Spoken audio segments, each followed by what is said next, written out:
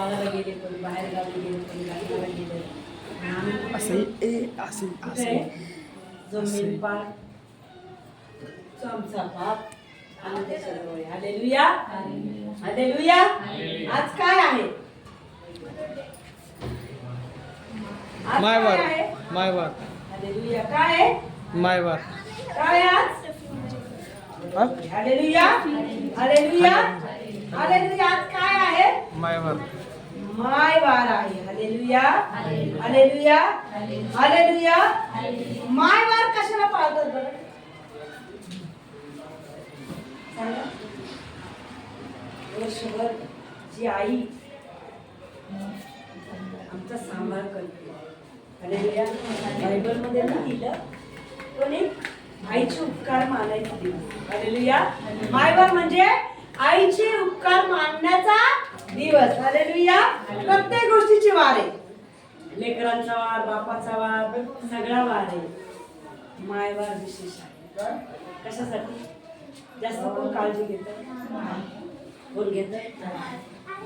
आई, माय ही सगळ्यात जास्त आमची काळजी घेते. हालेलुया. आईच्या उदरापासून आजपर्यंत आम्हाला सांभाळणारा देव आहे. पण तिच्याद्वारे आणखी कोण सांभाळतं आम्हाला? कोण सांभाळतं? कोण सांभाळतं? कोण सांभाळतं? हालेलुया. कोण रक्षण करतं? माझा परमेश्वर. हालेलुया. म्हणजे आई ही परमेश्वराने निर्माण केलेली. का बरं?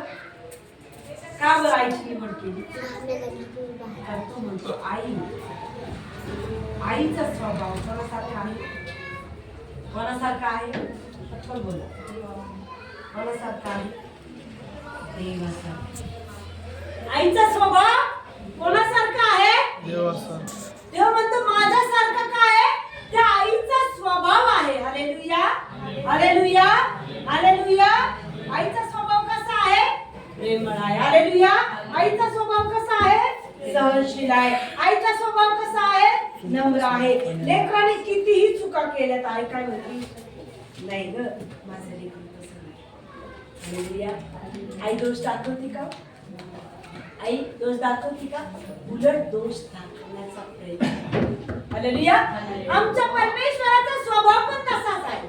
आमचा प्रभू दोष लावत नाही, दोष दाखवत नाही, तर आमचा परमेश्वर दोष झाकतो.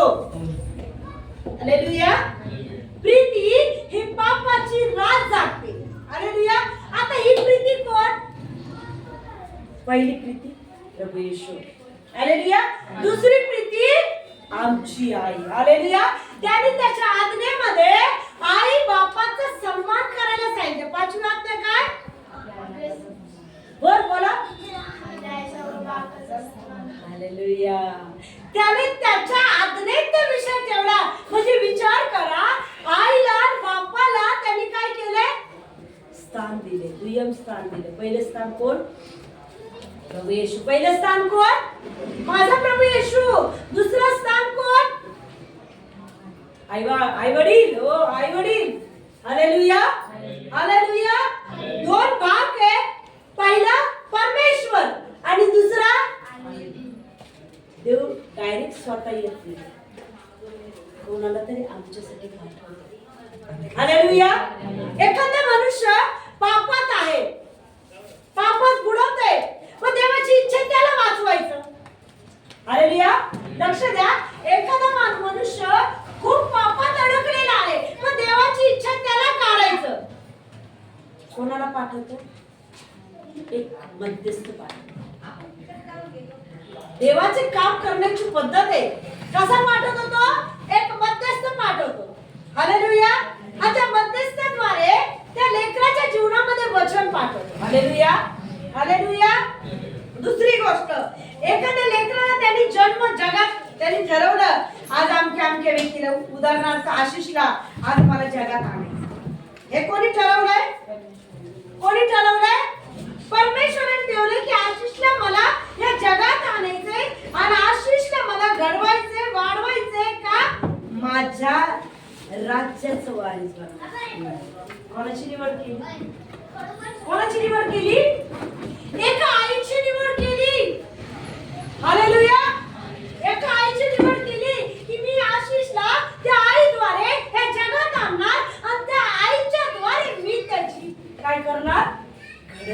करणार, त्याचं पालन पोषण करणार. Hallelujah, hallelujah, hallelujah. म्हणजे आईचा स्वभाव हा देवाच्या स्वभावासारखा. हालेलुया. आई कधी ओरडती चुकल्यानंतर, आई कधी ओरडती चुकीच्या गोष्टी केल्यानंतर. कोणत्या आईला वाटतं की आपल्या लेकराचा नाश व्हावा? आमच्या देवाला वाटतं का कोणाचा नाश व्हावा? कोणत्या आईला वाटतं की माझा मुलगा पिदाडा निघावा? कोणत्या आईला वाटतं की माझा मुलगा दारुडा निघावा, माझा मुलगा तंबाखू खावा, माझा मुलानी चोरी करावा, डाक टपून ती आई सांगल का? सांगल?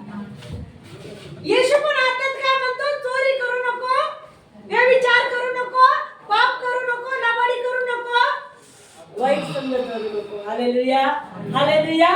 म्हणजे जे शिस्त देव वचनातून सांगतो ती शिस्त आई आम्हाला जीवनामध्ये जगत असताना सांगते. हालेलुया. म्हणजे देवासारखा स्वभाव आईचा आहे. हालेलुया. मुलगा गुंडा जरी असला ती आई काय म्हणते? नाही हो, माझं लेकरू तसं नाही. हालेलुया. आम्ही कितीही पापी असो पण प्रभू काय म्हणतो? नाही, ते पापी नाही, ते माझं लेकरू आहे आणि मी त्याच्यासाठी रक्त सांडवलं आणि तू एक ना एक दिवस माझ्याकडे येणार. माझ्या रक्ताचं त्याला महत्व कळणार. आई काय म्हणती?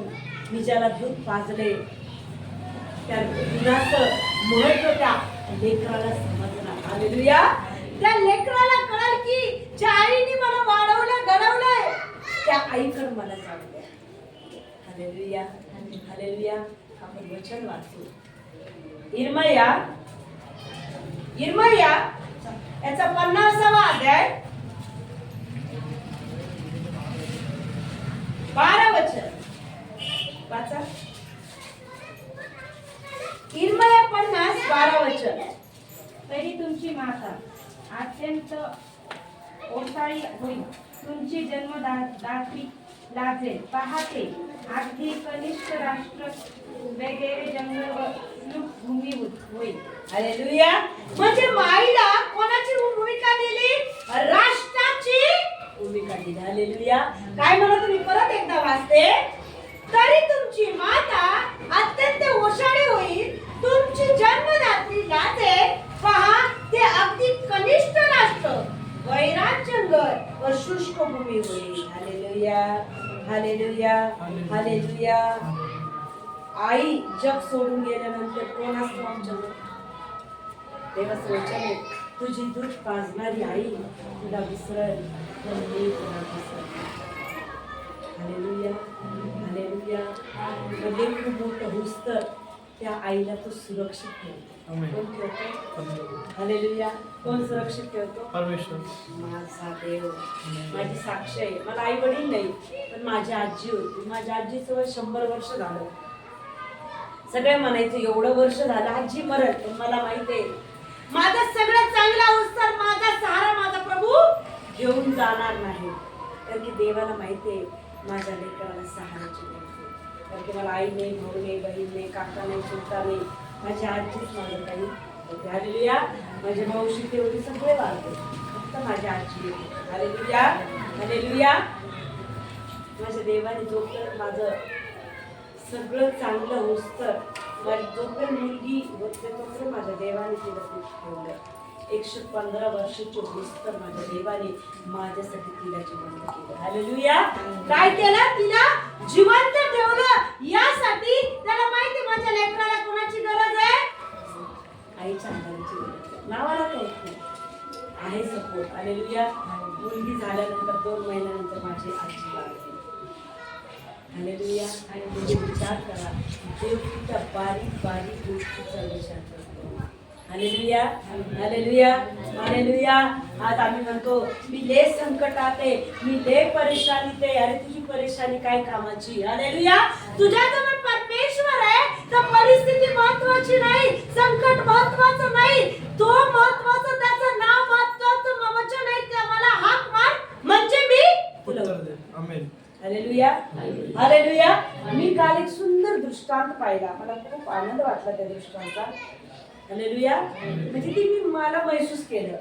पण मी छोटी दाखवण्यासारखी मला देवाने दाखवलं. छोटी मुलगी दाखवली आणि ती मुलगी काटे काच आणि समोर आग आहे आणि त्या मुलीच्या समोर एक पांढरा शुभ्र वस्त्र परिधान केलेला उभा आहे. हालेलुया. आणि अक्षरशः प्रभू तो हालेलुया. अक्षरशः ती मुलगी त्या काट्यातून चालत आहे, त्या काचातून चालत आहे आणि त्या मुलीचं पूर्ण लक्ष त्या परमेश्वराकडे. हालेलुया. अक्षरशः ते काटे पायातून घुसून बाहेर निघते, काच पायातून घुसून बाहेर निघते, पण त्या मुलीला गोडा पण का झाला. हालेलुया. हालेलुया. का नाही झाला त्रास? तिचं लक्ष कुठे? तिथे त्या रस्त्याकडे तिने बघितलंच नाही की मी काट्यातून चालत आहे का कुसळ्यातून चालत आहे का काचेतून चालत आहे का अग्नीतून चालत आहे. अक्षरशः ती मुलगी नुसती बघून आनंदाने चालत आहे, पण तिच्या पायातून रक्त वाहत होतं.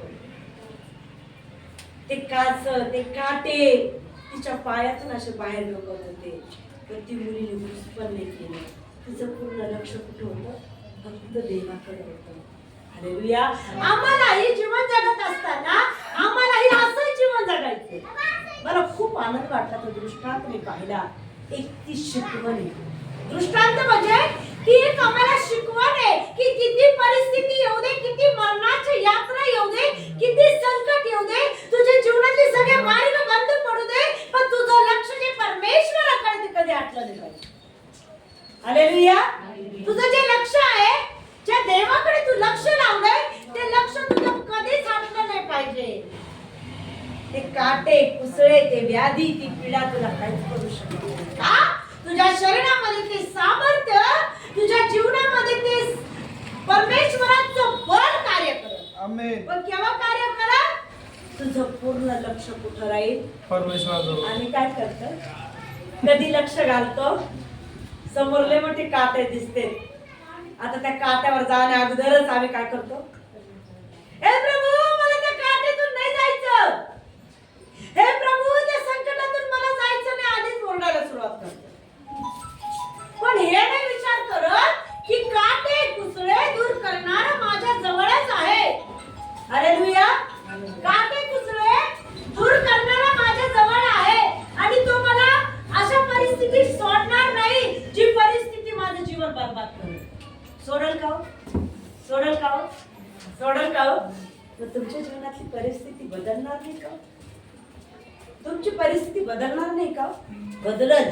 पण तुमचं जे लक्ष आहे ते देवाकडे कमी आणि जगतीकडे खूप आहे.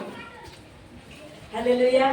कोणीतरी मराठी उचलून बोललं, रात्र दिवस तोच विचार डोक्यात. कशाला बोलले असेल ती मला? तो आणि मला कशाला दुखवला असेल? अरे त्याच्याकडे दुःख लावण्यापेक्षा प्रभूकडे लाव. तू तर दुःख देत नाहीस ना, तू तर मला काय वाईट बोलत नाहीस ना. मनुष्याचं बोलणं काही आज बोलन, उद्या देव त्याला शांत करेल, पण माझं लक्ष त्या परमेश्वराकडे. प्रत्येक क्षणाला मला काय करत? हालेलुया. हालेलुया. म्हणजे जीवन जगत असताना मनुष्याला कोणाची गरज आहे? बोला. कोणाची गरज आहे? म्हणजे जोपर्यंत तुम्ही जगात आहात तोपर्यंत तुमचं लक्ष कोणाकडे पाहिजे? नाही बाई, आजार आला की डॉक्टर कडे जावं लागतं सिस्टर. हालेलुया. काय? आजार आल्यानंतर कोणाकडे जायचंय? हालेलुया. मनुष्य सांत्वन देऊ शकत नाही, देव सांत्वन देतो. आई सांत्वन देते. आई प्रत्येक दुःखामध्ये, प्रत्येक जखमावर काय करती? मल्लम लावती. प्रत्येक दुःखामध्ये काय करती? सपोर्ट करती. तो गुंडा जरी असला तर काय म्हणते? बाळा जाऊ दे, आता केलेली चूक पुन्हा करू नको बरं, जाऊ दे. कोणी काही म्हणू, मला नाही वाटत तो असं केलं. काय करते ती आई? प्रत्येक क्षणाला काय म्हणते? जाऊ दे. तो स्वभाव. आमेन. हालेलुया. हालेलुया. यशया 66 आपण वचन वाचू. यशया 66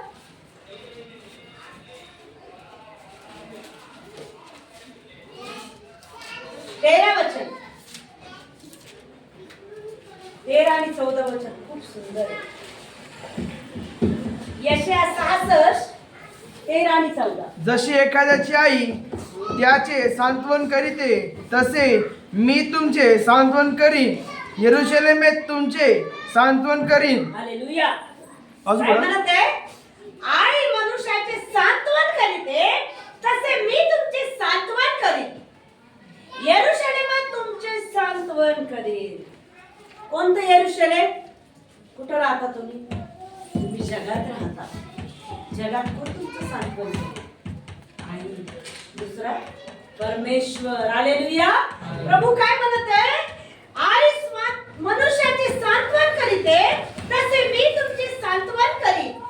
यरूशलेमात तुमचे सांत्वन करीन. ते पाहून तुमचे हृदय आनंदित होईल. कोवळ्या हिरवळीप्रमाणे तुमचे हाडे तरतरीत होतील. आमेन. परमेश्वराचा हात त्याच्या सेवकाच्या ठाई प्रगट होईल आणि त्याचा क्रोध शत्रूवर होईल. हालेलुया. हालेलुया. प्रत्येक लेकरू आपल्या आईला प्रत्येक गोष्ट सांगतं का नाही? सांगतं का नाही? कोणी असं नाही, मोठे असो का लहान असो, त्याला सहाराचा आधार कोण आहे? त्याला माहितीये माझी आई दोष नाही लावणार, तर माझी आई मला समजून घे. काय म्हणतं लेकरू? माझी आई मला दोष लावणार नाही. मी एवढे मोठे चुका केल्या, मी लोकांना सांगितलं, लोक मला बोलतील, मला नाव ठेवतील, माझा तिरस्कार करतील, पण आई अशी आहे की जी मी दुःख माझं परेशानी मी तिला सांगणार आणि त्या परेशानीतून मार्ग माझी आई मला दाखवते. आई चुकीचा मार्ग दाखवतो नाही. चुकीच्या रस्त्याने नेईल का? नाही. ती काय करत? योग्य वेळी योग्य गोष्टी तो ती त्याच्या लेकराला शिकवत. तसंच आमच्या देवाचं. आम्ही आमच्या प्रत्येक गोष्टी कोणाला शेअर केल्या पाहिजे? कोणाला केल्या पाहिजे? कोणाला केल्या पाहिजे? परमेश्वराला केल्या पाहिजे. म्हणजे योग्य वेळी तो आम्हाला उंच करल. योग्य वेळी तो आमच्या प्रत्येक गोष्टीचं निरसन करल. हालेलुया.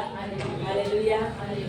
परिस्थिती खूप मोठी नसते पण आम्ही विचार करून त्या परिस्थितीला एवढं होतो. हालेलुया. काय बनवतो? परिस्थिती केवढी असती? मुंगी एवढी असती, पण आम्ही टेन्शन घेऊ घेऊ घेऊ घेऊ घेऊ घेऊ शरीर तर झिजून जातात.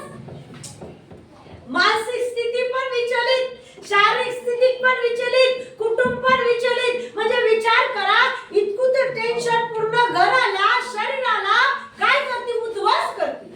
आमेन. हालेलुया.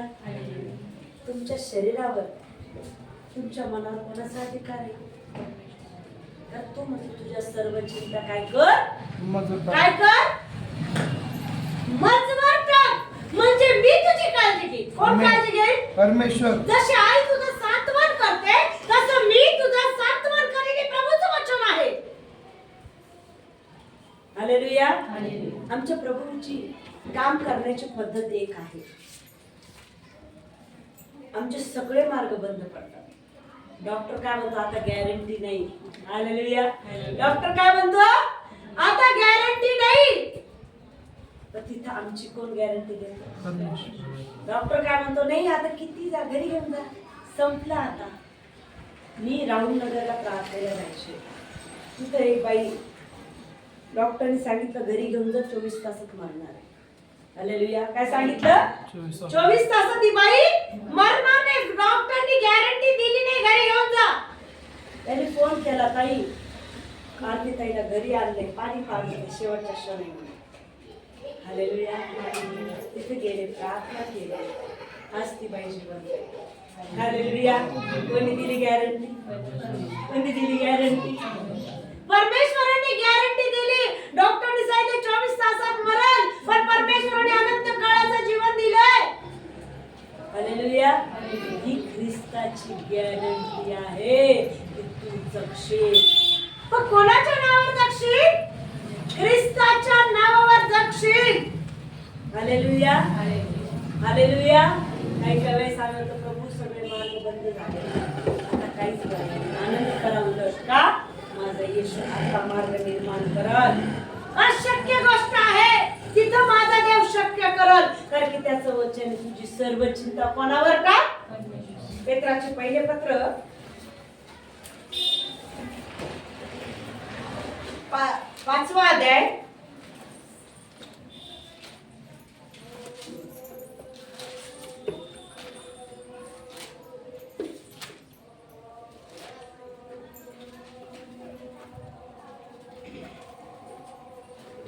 6 पासून 8 पर्यंत वाचा, 9 पर्यंत वाचा. म्हणून देवाच्या पराक्रमी हाताखाली लीन व्हा, ह्यासाठी की त्याने योग्य वेळी तुम्हाला उच्च करावे. त्याच्यावर तुम्ही आपली सर्व चिंता टाका, कारण तो तुमची काळजी घेतो. सावध असा, जागे राहा. तुमचा शत्रू सैतान हा गर्जणाऱ्या सिंहांसारखा कोणाला गिळावे हे शोधित फिरतो. त्याच्या विरुद्ध विश्वासात दृढ असे उभे राहा, कारण तुम्हाला माहित आहे की जगातील तुमच्या बंधुवर्गाला अशीच दुःखे भोगावी लागत आहेत. हालेलुया. यास्तव देवाच्या पराक्रमी लीन हाताखाली लीन व्हा, यासाठी की त्याने योग्य वेळी तुम्हाला उंच करावे. हालेलुया. हालेलुया. संकट आल्यावरच प्रार्थना करायची नाही, परिस्थिती आल्यानंतर देवाचा दावा करायचा नाही. परिस्थिती असो किंवा नसो, आमचं नित्य नियम प्रार्थना करणं गरजेचं आहे. हालेलुया. आम्ही भूक लागल्यावर जेवतो का? नाही बाई, आज भूक नाही लागली, उद्या जेवण जाऊ असं करतो का? आज भूक लागली नाहीये, पोट आवाज देत नाही, जाऊ दे उद्या आवाज देईल, मी उद्या जेवण, असं आहे का हो? हालेलुया. जेवण वेळोवेळी करतो का? की मला चक्कर येऊ नये, मी आजारी पडू नये, माझं शरीर गळून जाऊ नये, 10 एकरचा काटा इकडं जात नाही, 10 वाजता मला नाश्ता पाहिजे का? मला चक्कर येऊ नये का? मला अशक्तपणा येऊ नये, पोटात भगभग होऊ नये, म्हणून आम्ही आधी काय करतो, पोटाने आवाज देण्या अगोदरच खायला सुरुवात करतो. हालेलुया. हालेलुया. हालेलुया. तसंच आम्हाला प्रार्थना आणि वचन नित्य नियम वाचणं आणि प्रार्थना करणं हे खूप गरजेचं आहे. जसं देहाला अन्नाची गरज आहे, तसं आमच्या आत्मिक जीवनाला कोणाची गरज आहे? देवाची, देवाच्या वचनाची गरज आहे. कारण की प्रियांनो, प्रत्येकाच्या जीवनामध्ये वादळ, संकट, परेशानी आहे, पण त्या परेशानीतून काढणारा जर तुमच्या जवळ आहे, तर तुम्हाला काळजी करायची गरज आहे का? आपण उदाहरण एक दृष्टांत शिकलं. मुलगी चालत होती, काटे पुसळे घुसत होते, पण तिला वेदना होत होता का?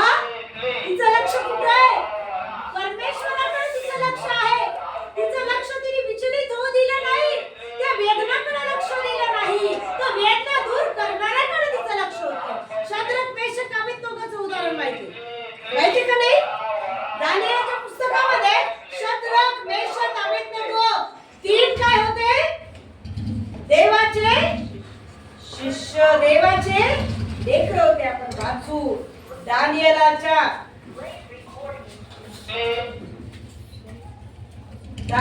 पुस्तक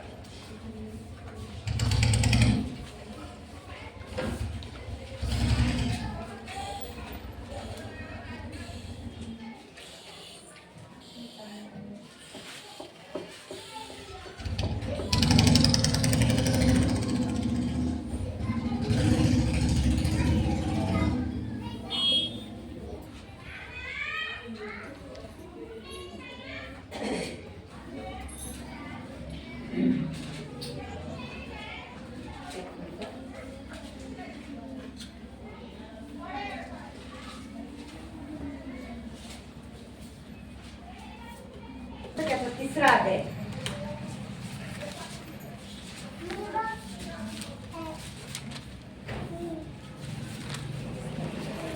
तिसरा अध्याय 1 पासून ते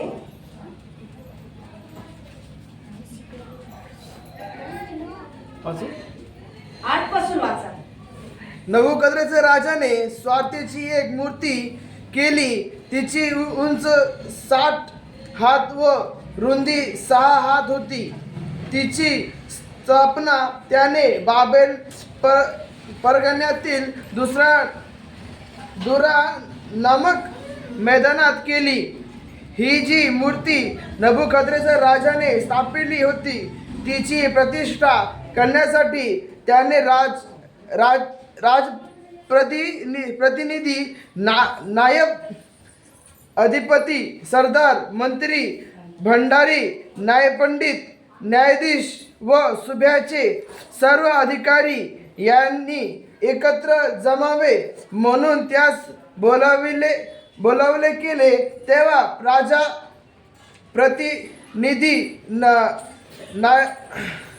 नबुकद्रेसर राजाने स्थापलेल्या मूर्तीची प्रतिष्ठा करण्यास एकत्र जमले आणि तिच्या समोर उभे राहिले. मग एका भाटाने मोठ्याने घोषणा केली, याहो लोकांनो, निरनिराळ्या राष्ट्रातील निरनिराळ्या भाषा बोलणाऱ्या लोकांनो, तुम्हाला आज्ञा होत आहे की शिंग, बासरी, सतार, सारंगी, वीणा व पुंगी वगैरे वाद्याच्या ध्वनी तुमच्या कानी पडताच नबुकद्रेसर राजाने जी सुवर्ण मूर्ती स्थापिली आहे तिच्या पुढे तुम्ही साष्टांग दंडवत घाला.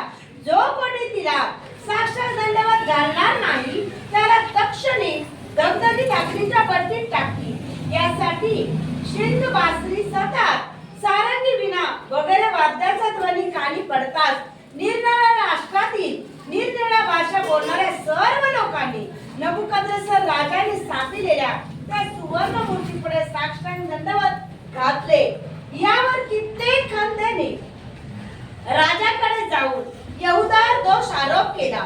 ते नबुकद्रेसर राजास म्हणाले, महाराज चिराउगा, महाराज आपण हुकूम केला की सिंग, बासरी, सतार, सारंगी, वीणा, पुंगी वगैरे वाद्याचा ध्वनी ज्या ज्या मनुष्याच्या कानी पडेल त्याने सुवर्ण मूर्तीपुढे साक्षात दंडवत घालावे आणि जो कोणी साक्षात दंडवत घालणार नाही त्याला दगदगीच्या अग्नीच्या भट्टीत टाकावे. पण आपण बाबेल परगाण्यात नेमिलेले शद्रक, मेषक, अबेदनगो या नावाचे कोणी यहुदी आहेत. त्यांनी महाराज आपली पर्वा केली नाही. ते आपल्या देवाची उपासना करीत नाहीत आणि आपण स्थापिलेल्या सुवर्ण मूर्तीची पूजा करीत नाही. हे ऐकून नबुकद्रेसर राजाने क्रोधाने संतप्त होऊन शद्रक, मेषक, अबेदनगो यास घेऊन येण्याची आज्ञा केली. तेव्हा लोकांनी त्यास राजापुढे आणले. नबुकद्रेसर त्याला म्हणाला, अरे शद्रका, मेषका, अबेदनगो, तुम्ही माझ्या देवाची उपासना करीत नाही व मी स्थापिलेल्या सुवर्ण मूर्तीची पूजा करीत नाही, असे तुम्ही मुद्दाम करीता काय? आता सिंग, बासरी, सतार, सारंगी, वीणा, पुंगी वगैरे वाद्याचा ध्वनी ऐकताच मी केलेल्या मूर्ती पुढे तुम्ही साक्षात दंडवत घातले तर बरे, नाहीतर तुम्हा दगदगीत अग्नीच्या भट्टीत ताबडतोब टाकण्यात येईल. माझ्या हातून तुम्हा सोडवतील असा कोणता देव आहे? शद्रक, मेषक, अबेदनगो यांनी राजास उत्तर केले की महाराज, या बाबतीत आपणाला उत्तर देण्याचे आम्हास प्रयोजन दिसत नाही. ज्या देवाची आम्ही उपासना करीतो तो आम्हा दगदगीत अग्नीच्या भट्टीतून सोडवयास समर्थ आहे. आमेन. हालेलुया. महाराज, तो आम्हास आपल्या हातून सोडविल ते कसेही असो, पण महाराज ते आपण पक्के समजा की आम्ही आपल्या देवताची उपासना करणार नाही आणि आपण स्थापिलेल्या सुवर्ण मूर्तीला दंडवत घालणार नाही. हे ऐकून शद्रक संतापला. नबुकद्रेसर संतापला. शद्रक, मेषक, अबेदनगो याच्या संबंधाने त्याची मुद्रा पालटली आणि त्याने आज्ञा केली की भट्टी नेहमीपेक्षा 60 पट तप्त करा. मग त्याने आपल्या सैन्यातील काही बलिष्ठ पुरुषास आज्ञा केली की शद्रक, मेषक, अबेदनगो यांच्या मुसक्या बांधून त्यास तप्त अग्नीच्या भट्टीत टाका. तेव्हा त्या पुरुषास त्याने पाय मोजे, गांगरखे, झडे वगैरे शस्त्र वस्त्र सहित बांधून दगदगीच्या अग्नीच्या भट्टीत टाकले. राजाचा हुकूम अगदी सक्त असल्यामुळे ती भट्टी फार तप्त केली होती. म्हणून ज्या पुरुषांनी शद्रक, मेषक, अबेदनगो यास तीचवर नेले ते ज्वालांनी भाजून मेले. शद्रक, मेषक, अबेदनगो ही तिघेही पुरुष मुसक्या बांधलेले असे त्या दगदगी अग्नीच्या भट्टीत पडले. नंतर नबुकद्रेसर राजा चकित होऊन पटकन उठला. तो आपल्या मंत्रास म्हणाला, आपण अग्नीत तिघा जणांस बांधून टाकली ना? त्याने राजास उत्तर केले, होय सरकार, असे खरे.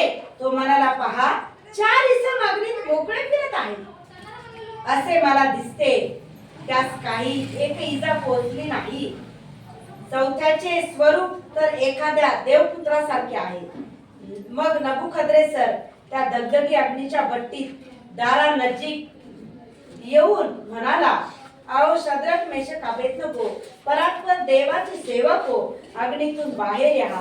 तेव्हा शद्रक मेषक अबेदnego अग्नीतून बाहेर आले. हालेलुया.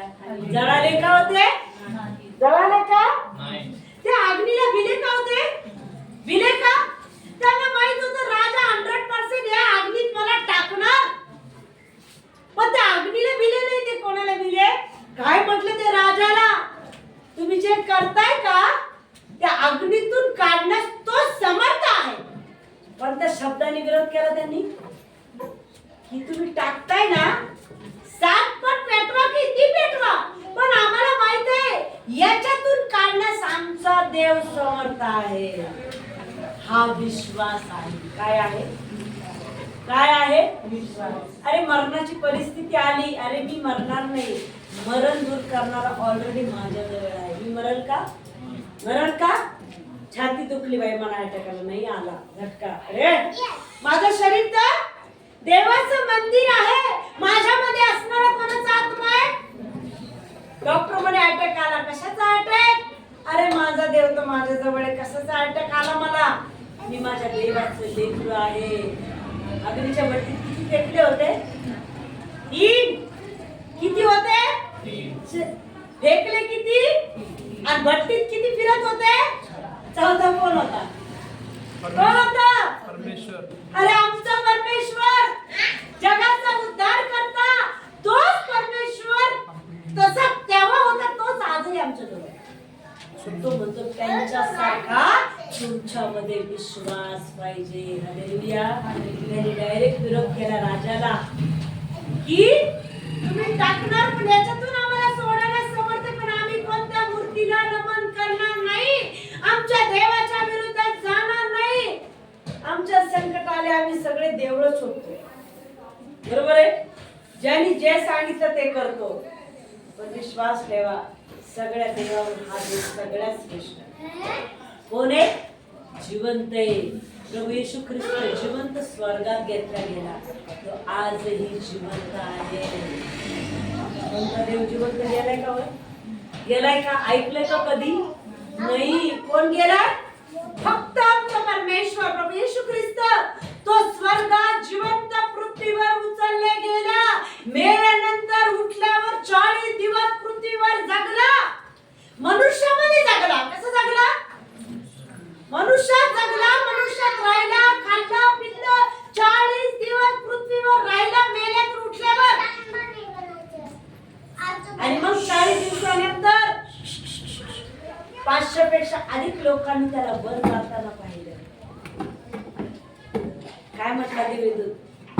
काय पाहता म्हणे? तो जसा गेलाय तसा येणार आहे म्हणे. हालेलुया. कोणाला पाहत होते ते?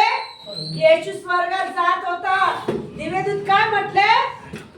काय पाहताय? तो जसा गेलाय तसाच परत येणार आहे. हालेलुया. पण आमचा विश्वास कसा पाहिजे? येशूवर. चिन्हापुरता, चमत्कारापुरता? मग कसं पाहिजे? हालेलुया. एक उदाहरण देते तुम्हाला. 2 पारडे. एक पारड्यामध्ये खूप सारा पैसा आहे, एक पारड्यामध्ये प्रभू आहे. तुम्ही काय निवडणार? काय निवडणार?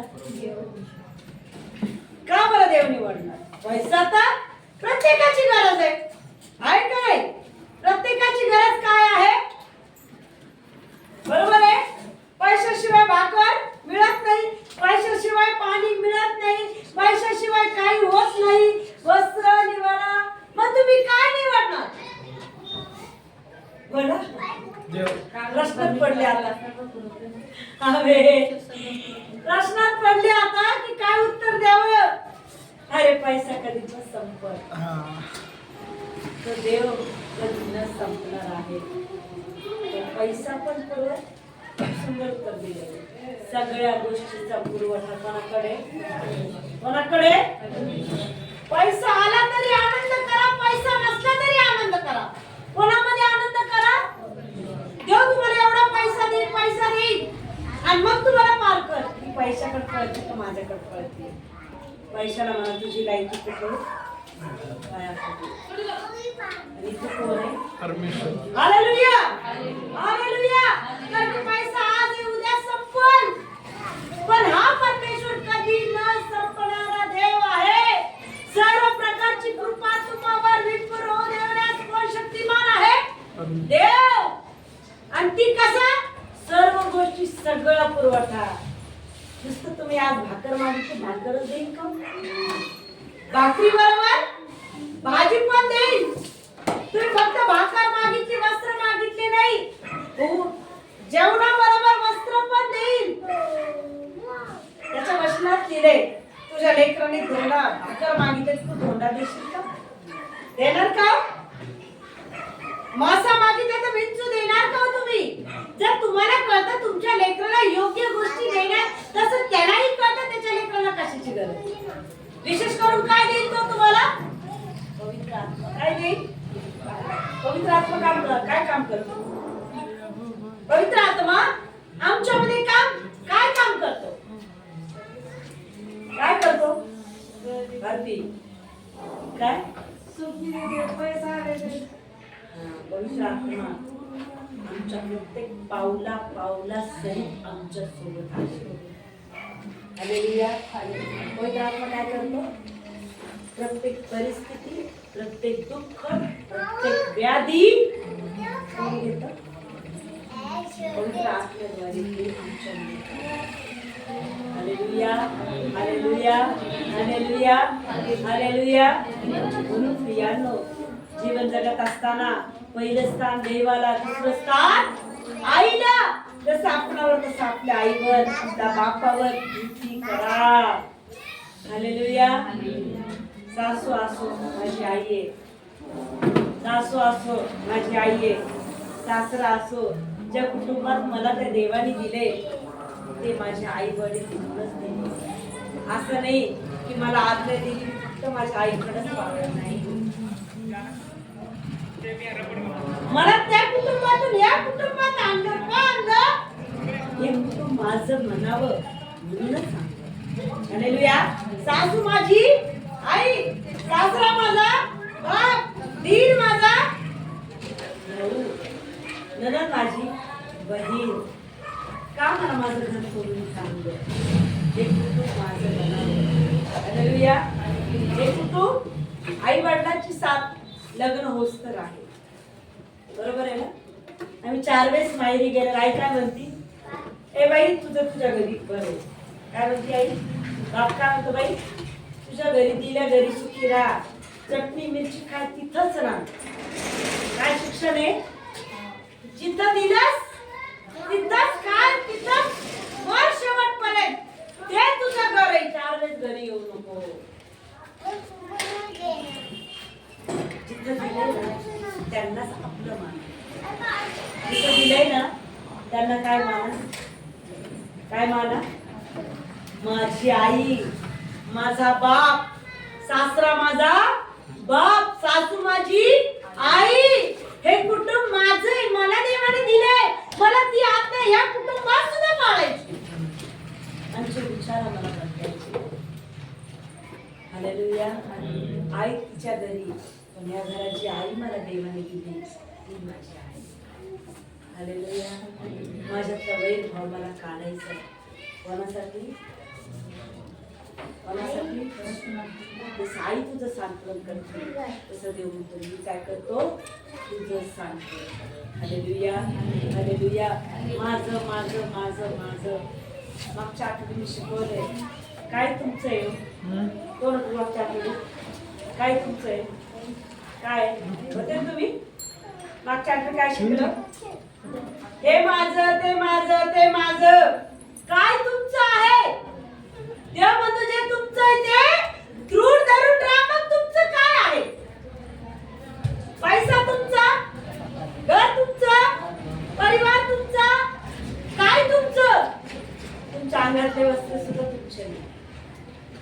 हालेलुया. काय तुमचंय? मागच्या रविवारी शिकलो आपण. काय तुमचंय?